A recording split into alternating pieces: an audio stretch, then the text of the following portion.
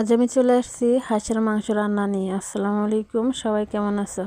তো মাংসটা আমি প্রথমে রান্না করে নিয়েছি। মানে মাংস রান্না করতে যত রকমের মশলা লাগে সব কিছু দিয়ে কিন্তু আমি মাংসটা আগে রান্না করে নিয়েছি প্রেশার কুকারে।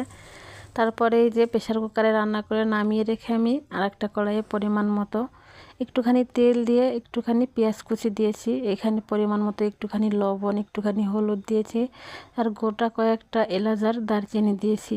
আসলে মাংস রান্না করে লাস্টে একটু এরকম রান্না করলে আরও বেশি ভালো লাগে। তো এই যে পেঁয়াজ বেরেস্তার ভিতরে আমি এখানে মাংসগুলো দিয়ে দিয়েছি। তো মাংসগুলো দিয়ে এখন আর বেশিক্ষণ জাল করা লাগবে না।